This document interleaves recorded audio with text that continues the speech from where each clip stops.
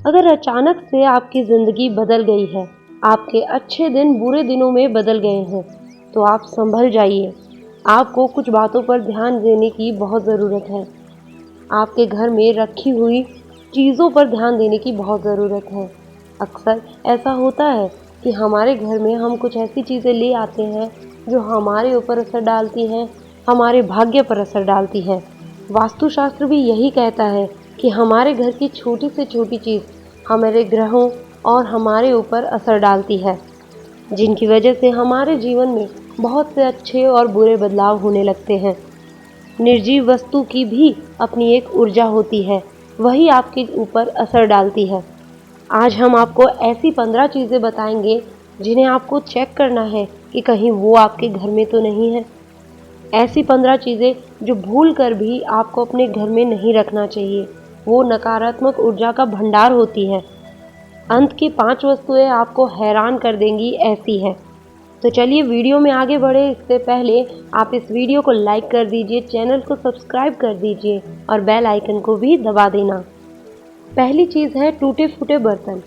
देखिए, अगर आप अपने घर में टूटे फूटे बर्तन, दर्पण, इलेक्ट्रॉनिक सामान, तस्वीर, फर्नीचर, पलंग, घड़ी, दिया, झाड़ू, मग, कप, ऐसा कोई भी टूटा फूटा सामान रखते हैं तो वो आपके लिए नेगेटिव ऊर्जा का एक सोर्स बन जाता है। ऐसा सामान घर में पड़ा पड़ा नकारात्मक ऊर्जा का निर्माण करता है और आपको मानसिक परेशानियां झेलना पड़ती है। ऐसा भी कहा जाता है कि इनसे वास्तु दोष उत्पन्न होता है। चलिए अब चलते हैं दूसरी वस्तु की तरफ। दूसरी वस्तु है तस्वीरें। कुछ खास प्रकार की तस्वीरें, जैसे कि महाभारत का युद्ध, नटराज की मूर्ति, ताजमहल का चित्र, डूबती हुई नाव या फिर जहाज, फव्वारे, जंगली जानवरों के चित्र, किसी की समाधि या दरगाह, कब्र और कांटेदार पौधों के चित्र घर में नहीं लगाना चाहिए। ऐसे चित्र आपके अंदर नकारात्मक भावों का विकास करते हैं और आपके जीवन में ऐसी ही घटनाएं बनने लग जाती हैं। तीसरी चीज़ है पुरानी या फटे हुए कपड़ों की पोटली। अक्सर हम लोग क्या करते हैं, हमारे जो पुराने फटे कपड़े होते हैं उनको हम इकट्ठा करके हमारी अलमारियों में, दीवान में, बेड के अंदर ऐसे कहीं पे भी रख देते हैं। पुराने फटे कपड़ों की ऐसी पोटली नकारात्मक ऊर्जा को उत्पन्न करती है और हमारे अंदर भी नकारात्मकता भरती है, घर का माहौल खराब होता है। अगली वस्तु है कबाड़। कबाड़ को घर में जमा नहीं करना चाहिए। अगर आप कबाड़ इकट्ठा करते हैं तो उसके लिए अलग से घर में जगह बनाएं और वहाँ पर कबाड़ इकट्ठा करके उसे घर से निकाल दें, लेकिन इनको इकट्ठा करके हमेशा नहीं रखना चाहिए।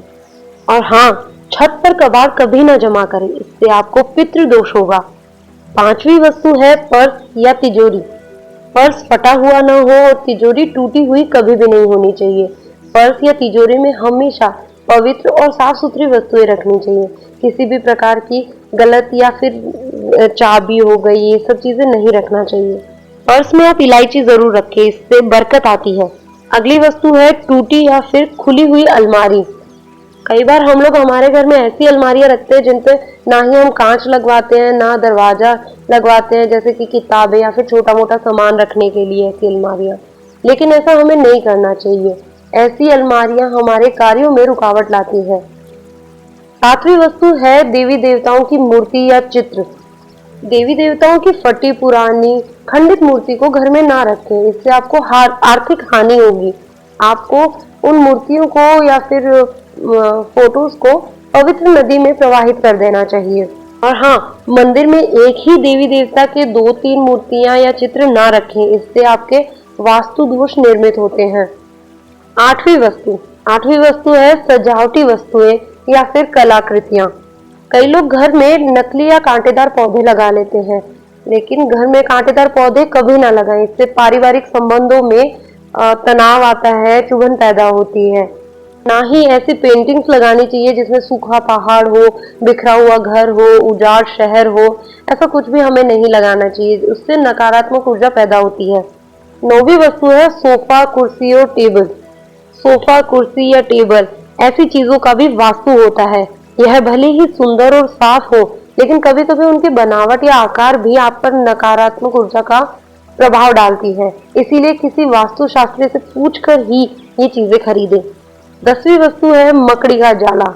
ये तो आप सबको ही पता होगा कि घर में जाले लगे हुए शुभ नहीं होते हैं, जालों को साफ करते रहना चाहिए। 11वीं वस्तु है प्लास्टिक का सामान। आजकल हर घर में ये प्रचलन सा बन गया है, ये आम बात है कि प्लास्टिक का डब्बा होना, ना आटे का डब्बा हो, चाहे रोटी का डब्बा हो, चम्मच, चाय, कुछ भी हो, सब चीज प्लास्टिक की होती है। बहुत से घरों में प्लास्टिक की थैलियां इकट्ठी की जाती है। अगर आपके घर में प्लास्टिक ज्यादा है तो आपके घर में नकारात्मक ऊर्जा भी ज्यादा होगी। ये आपके स्वास्थ्य पर भी असर डालता है और आपके घर के माहौल को भी बदलता है, आपके घर में निराशा का माहौल पैदा करता है। 12वीं वस्तु है हानिकारक वस्तुएं। आजकल हम लोग बहुत से केमिकल इस्तेमाल करते हैं, चाहे वो टॉयलेट क्लीनर हो, एसिड की बोतल हो, फिनाइल हो, जहरीले रसायन हो, या फिर बल्ब हो, मच्छर मारने की दवा हो, एंटीबायोटिक दवा हो, कुछ भी हो, वो सब हमारे शरीर को तो नुकसान करती है, साथ ही साथ हमारे आसपास के वातावरण को भी दूषित करती है। तो ऐसी चीजों को किचन और बेडरूम से दूर रखें। 13वीं वस्तु है पत्थर, नग या फिर नगीना। कई बार हम घर में पत्थर, नग, अंगूठी, ताबीज या अन्य इस तरह के सामान को ले आते हैं, हमें जिसके बारे में कुछ भी पता नहीं होता है। कौन सा नग हमें फायदा करेगा, कौन सा नुकसान करेगा, ये जाने बिना हम उसे घर में ले आते हैं। तो एक छोटा सा पत्थर भी आपके भाग्य को दुर्भाग्य में बदल सकता है। यदि यह घर में रखा है तो इसकी ऊर्जा धीरे धीरे आपके घर में वातावरण को बदल देती है। 14वीं चीज जो हम में से सभी के घर में होती है, स्टील के बर्तन। जिस धातु में हम खाना बनाते हैं उसके गुण हमारे भोजन में अपने आप आ जाते हैं, तो हमें खाना कौन से धातु में बनाना चाहिए ये भी हमें ध्यान देना चाहिए। अंतिम और सबसे महत्वपूर्ण चीज है कचरे का डिब्बा। कचरे का डब्बा हमेशा घर से बाहर होना चाहिए, बाहर भी हर कहीं नहीं। ये जरूर ध्यान दें कि ईशान कोण में कभी भी कचरे का डब्बा ना पड़ा हो। वीडियो पसंद आई हो तो कमेंट करके जरूर बताइएगा। धन्यवाद।